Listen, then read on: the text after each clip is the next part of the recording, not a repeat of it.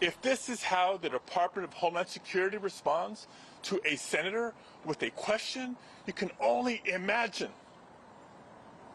what they're doing to farm workers, to cooks, to day laborers out in the Los Angeles community and throughout California and throughout the country. We will hold this administration accountable. Vous venez d'entendre le sénateur de la Californie, Alex Padilla, visiblement très ému à la suite de son interpellation. C'est que cet après-midi, le sénateur démocrate s'est fait expulser de force lors d'une conférence de presse à Los Angeles de la secrétaire à la sécurité intérieure des États-Unis, Kristi Noem. Alors, il voulait tout simplement lui poser des questions au sujet justement des arrestations des migrants et des immigrés illégaux. Il s'est fait plaquer au sol et menotté par des agents fédéraux. Et voici les images de l'interpellation et la réaction de Kristi Noem. On regarde et on écoute.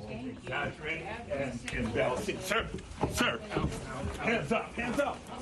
I'm Senator Alex Padilla. I have questions for the Secretary. I wish that he would have reached out and identified himself and let us know who he was and that he wanted to talk. His approach, was something that I don't think was appropriate at all. But the conversation was great, and we're going to continue to communicate. We exchanged phone numbers. Bon, Kristi Noem qui a parlé au sénateur après, parce qu'il a été menotté, il a été plaqué au sol et tout, là. Alors, Piotr Smolar, que vous voyez à l'écran déjà, correspondant pour Le Monde. Bonsoir, Piotr. Vous avez suivi tout le fil des événements, vous. Alors, racontez-nous ce que vous avez vu et entendu, au fond. Écoutez, moi je pense qu'il faut réussir à tenir les deux bouts de la réalité, c'est-à-dire que d'une part, le sénateur Padilla était là pour faire évidemment une sorte de coup d'éclat. Il savait qu'il y avait une conférence de presse organisée par Kristi Noem. Il a voulu l'interpeller publiquement. Ensuite, sur ses motivations, une fois qu'on a dit ça, il peut être sincère. Il est élu, il est sénateur de Californie. Il peut être très profondément et sincèrement ému par ce qui est en train de s'y passer, par les raids de ICE à Los Angeles, mais aussi ailleurs en zone rurale. Donc, sur ces motivations, il n'y a pas de raison de lui faire de procès d'intention. Ensuite, sur la réaction des agents que vous voyez à l'écran et qui l'interpellent, c'est une interpellation qui est assez brutale. Il est ensuite menotté au sol alors qu'il a fait foi de son statut, de son identité. On entend très clairement dire qu'il est sénateur et annoncer son nom. Donc ce que dit Kristi Noem est tout simplement faux lorsqu'elle dit qu'il ne s'était pas présenté et qu'en gros il s'était mal conduit. Et puis, par ailleurs, il y a une espèce d'hypocrisie absolument invraisemblable de la part des Républicains. On l'a entendu cet après-midi aussi au Congrès, parce que vous imaginez bien, cette affaire a été le sujet du jour au Capitole cet après-midi, et il y avait une hypocrisie absolument invraisemblable chez les Républicains qui faisaient des espèces de procès de bienséance à l'adresse du sénateur démocrate en disant qu'il s'était très mal conduit, que ce n'était pas une façon de se conduire quand on était élu. On pourrait leur rappeler quand même que, sans même évoquer évidemment le cas du 6 janvier et du comportement de certains élus républicains qui avaient encouragé les émeutiers, on peut aussi rappeler d'autres événements comme par exemple la républicaine Marjorie Taylor Greene qui interpellait bruyamment Joe Biden lorsqu'il prononçait son discours sur l'état de l'Union, mais littéralement, quasiment comme une hooligan. Oui. Donc les procès en mauvais comportement se retournent contre ceux qui les prononcent. En même temps, est-ce que ça nourrit pas la base MAGA? C'est une grande télé-réalité qu'on suit de jour en jour. Là, ce soir, s'il y a des manifestations à Los Angeles, ce serait le 7e jour. Il y en a eu à New York, il y en a à Chicago. Ça alimente ce sentiment anti-immigrant, puis qu'il faut expulser des milliers par jour. Ce qu'on n'arrive pas à faire, M. Roman, le tsar de l'immigration. Ouais. Bien sûr, mais vous mettez là le doigt sur un aspect absolument dramatique de la réalité actuelle, qui est une mise en scène, la mise en spectacle de la lutte contre l'immigration par la Maison-Blanche. On sait que ces renforts militaires, que le déploiement de l'armée à Los Angeles n'était pas indispensable. On sait que les Marines, qui à partir de demain seront dans les rues de Los Angeles, ne savent pas comment gérer l'ordre public, ils ne sont pas là pour ça.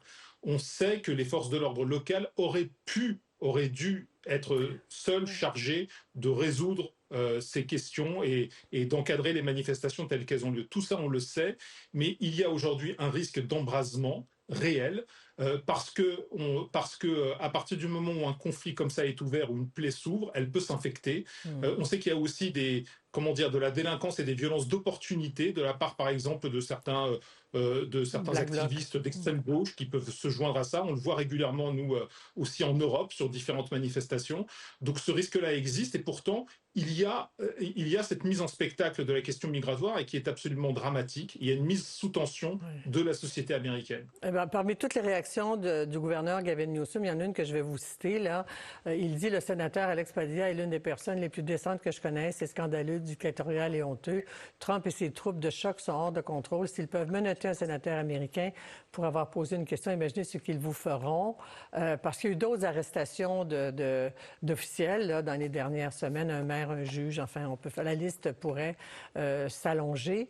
Mais M. Newsom double aussi ses réactions de poursuite contre l'administration Trump pour le caractère illégal du déploiement des gardes nationaux et des Marines. Et on attend, je pense, une décision peut-être même ce soir là, du tribunal. Non, pas encore. On n'a pas encore la décision. Non. Elle pourrait tomber ce soir, mais le juge, pendant l'audience, a été assez sévère avec le représentant du département de la Défense et de la justice américaine, en disant, en gros, il donnait le sentiment de ne pas du tout être convaincu par la justification légale, juridique, du déploiement de l'armée à Los Angeles. Il faut vraiment se rendre compte qu'il ne s'agit pas juste d'un déploiement dans un lieu. Ce qui est en train de se passer est d'une gravité presque historique, c'est-à-dire c'est la militarisation de la politique migratoire aux États-Unis, et c'est aussi la politisation de l'armée américaine.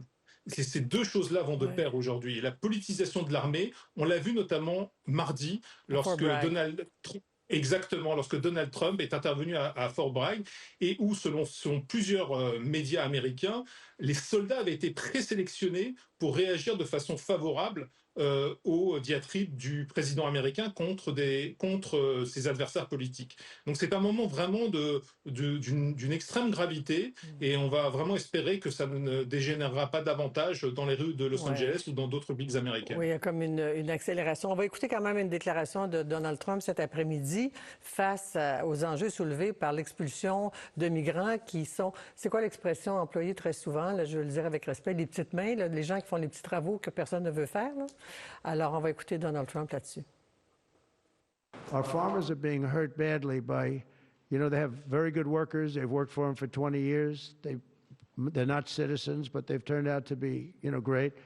And we're going to have to do something about that. We can't take farmers and take all their people and send them back. We can't do that to our farmers, and leisure too, hotels. We're going to have to use a lot of common sense on that. Comme un Trump qui est propriétaire d'hôtels en passant, puis qui doit avoir beaucoup de migrants peut-être, ou des migrants qui travaillent dans ces hôtels. Qu'est-ce qu'on entend? Il change d'avis, il va parce que les agriculteurs sont désespérés. Ouais.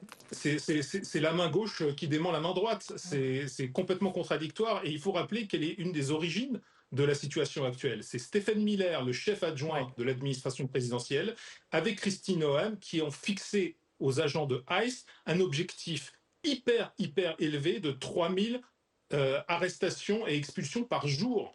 3000 par jour, c'est-à-dire quasiment 6 fois plus que ce qu'il y a eu en moyenne au mois de février et mars. Et c'est à cause de ça qu'aujourd'hui, qu'il y a ces raids d'ICE un peu partout à Los Angeles et dans la région, parce qu'on sait qu'il y a beaucoup effectivement de migrants en situation illégale qui travaillent, que ce soit dans le secteur hôtelier ou dans le tourisme. Dans la restauration, exactement. Et puis dans le secteur agricole. Et donc, ce que Donald Trump est en train de faire, c'est qu'il est en train de déstabiliser l'économie de la Californie, et qui est la première économie des États-Unis.